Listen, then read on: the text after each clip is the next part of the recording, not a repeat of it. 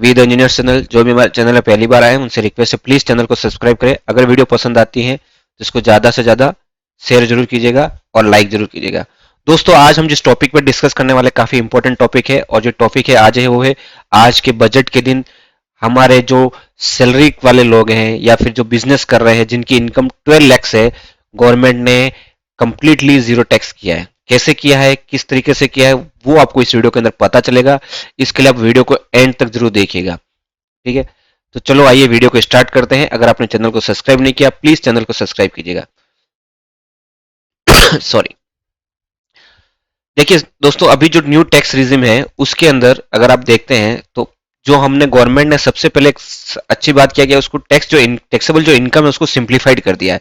4-4 लाख के उन्होंने एक बैंड बना दी है, ठीक है। अगर यहाँ पे देखोगे फर्स्ट तो 0 से लेकर 4 लाख, फिर 4 से लेकर 8, 8 से लेकर 12, 12 से लेकर 16, 16 से लेकर 20 एंड 20 से लेकर 24 एंड अबोव 24 तक, ठीक है।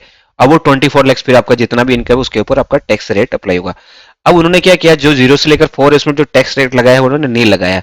तो उसके हिसाब से गवर्नमेंट ने बोला कि अगर आपका 4 लाख तक अगर इनकम है तो आपका जो टैक्स होगा वो क्या होगा, जीरो अमाउंट होगा, मतलब नील बता दिया।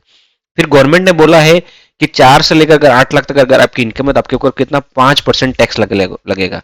अब 5% के हिसाब से अगर मैं अगर कैलकुलेट करूंगा तो मुझे कितना लगता है टैक्स, 20,000 रुपए। तो आपकी अगर 8 लाख तक इनकम है तो आपका जो टैक्स बनेगा वो अमाउंट बनेगी 20,000 रुपए।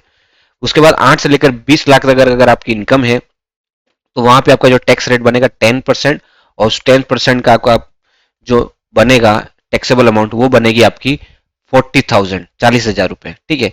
उसके बाद 12 से लेकर 16 लाख रुपए अगर आपकी इनकम है तो आपका जो टैक्स रेट है वो 15% है, और 15% के अंदर अगर आपकी जो टैक्सेबल अमाउंट बनती है वो है 60,000 रुपए। फिर आपका 16 लाख से लेकर 20 लाख उसके अंदर आपका 20% है, और उसकी टैक्सेबल अमाउंट आपकी बनती है 80,000 रुपए। फिर 20 से लेकर 24 है, उस पर आपका जो टैक्सेबल रेट है 25% है, और वहां पे आपका जो टैक्सेबल अमाउंट बनता है 1 लाख रुपीज। और अबो 24 लाख से अगर आपका इनकम है, ठीक है, और उसके अंदर आपका जो टैक्स रेट बन रहा है 30%, और उसके अंदर आपका जो टैक्सेबल अमाउंट बनेगा 1 लाख।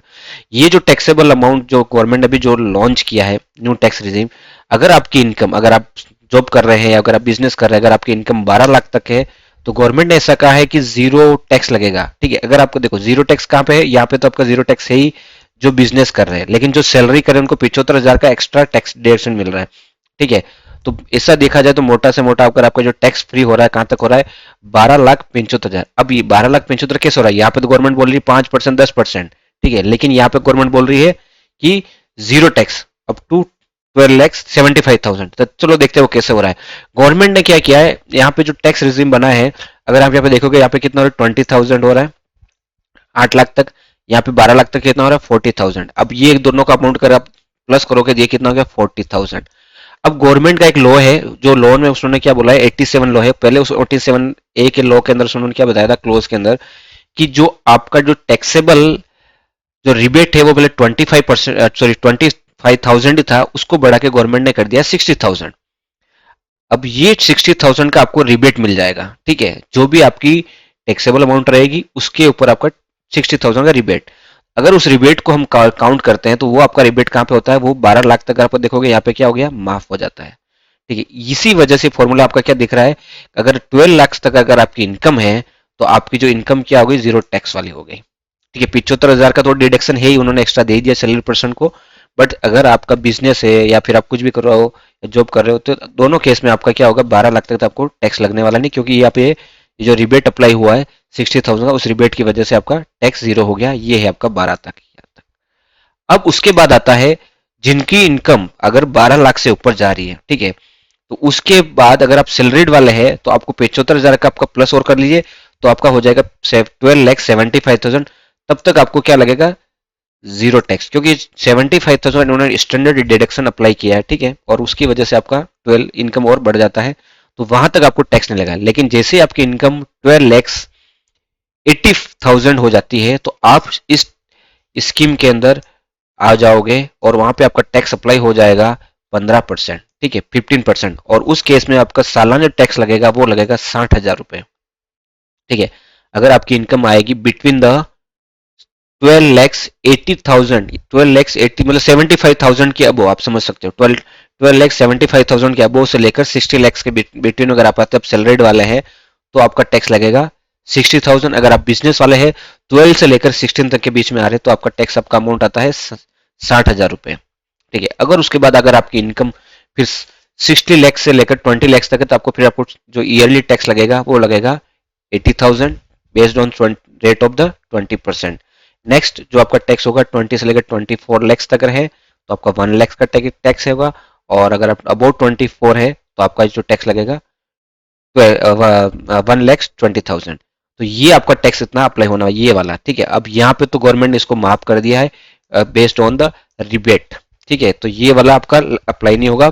तो मोटा मोटा तौर पे अगर देखा जाए तो 12 लाख का आपका क्या होगा यहाँ पे जीरो टैक्स हो गया। ठीक है, अब यहाँ पे गवर्नमेंट ने क्या बोला है कि ये सिर्फ आपकी सैलरी और आपकी बिजनेस इनकम पे ही अप्लाई होगा। अगर आपका कैपिटल गेन है, ठीक है, तो उस पे ये अप्लाई नहीं होगा, ये आपको ध्यान रखना है। ठीक है, अगर कैपिटल गेन कहाँ पे होता है, जैसे आप कोई शेयर मार्केट में इन्वेस्ट कर रहे हैं या फिर आपका कोई म्यूचुअल फंड में इन्वेस्टमेंट है या पर आपको कहीं यहाँ पे जैसे स्टॉक आप सेल और बाय करते हो उससे आपका जो गेन होता है तो उस पर आपका ये टैक्स नहीं होगा, वो उसमें आपका ये इंक्लूड नहीं आएगा। ठीक है, तो ये याद रखिए जस्ट आपकी ये इनकम प्योर इनकम जिस पे आपकी है उस पर आपका टैक्स अप्लाई किया गया। वहाँ पे जो गवर्नमेंट के पुराने टैक्स है, ठीक है, 22% जो भी आपका कैपिटल गेन वाला जो टैक्स है जो वो आपके अप्लाई होते रहेंगे। ठीक है, तो ये आपको ध्यान रखना है। तो ये चीज़ थी आपकी यहाँ पे। अब दूसरा गवर्नमेंट ने क्या किया है, कुछ टीडीएस भी उन्होंने बढ़ा दिया रेंज। जो सीनियर सिटीजन है उनकी जो टीडीएस बढ़ा दिया है 1 लाख तक, मतलब छूट दे दी टीडीएस की 1 लाख रुपए तक की। अगर उनकी जैसे टीडीएस मान लो उनके पास कुछ इनकम हुई और उस इनकम के अंदर उनका टीडीएस 50 पहले कुछ आई थिंक 50,000 था, वो मेरे ख्याल से अभी उन्होंने 1 लाख कर दिया। आई नो मतलब उसका ये 1 लाख तक उनको बेनिफिट होगा। बाकी जो अगर रेंट वाली इनकम है, रेंट वाली गवर्नमेंट ने इनकम ने किया, अगर आपका कोई रेंट पे प्रॉपर्टी से जहां से आपको रेंट मिल रहा है तो वहां पे भी अगर आपका टीडीएस कटता था वो टीडीएस को बढ़ा के उन्होंने 6 लाख तक का उन्होंने वहां पे फ्री कर दिया। मतलब 6 लाख तक अगर आपका रेंट आ रहा है तो वहां पे आपको कोई भी टीडीएस नहीं कटेगा। तो ये भी आपको एक बेनिफिट यहाँ पे मिला है। तो ये था कंप्लीट टैक्स रिज्म जो मैंने आपको ट्राई किया हूँ अच्छे से सिंपल वे में समझाने के लिए, और आपको समझ में आ गया होगा कि अब आपकी सैलरी कितनी है और आपका कितना टैक्स लगेगा। ठीक है, तो आपकी अपनी कमेंट में सैलरी लिखिए और आपका टैक्स कितना करने वाला वो भी आप लिख सकते हो। सैलरी कोई डिस्क्लोज करता नहीं है, लेकिन अगर आप चाहो तो अपना एटलीस्ट टैक्स अमाउंट डिस्क्लोज कीजिएगा, हाँ मेरा इतना टैक्स कटने वाला है। अगर वीडियो पसंद आता है तो इसको ज़्यादा से ज़्यादा शेयर जरूर कीजिएगा और मैक्सिमम लोगों को अपनी ये वीडियो पहुंचाना है जो भी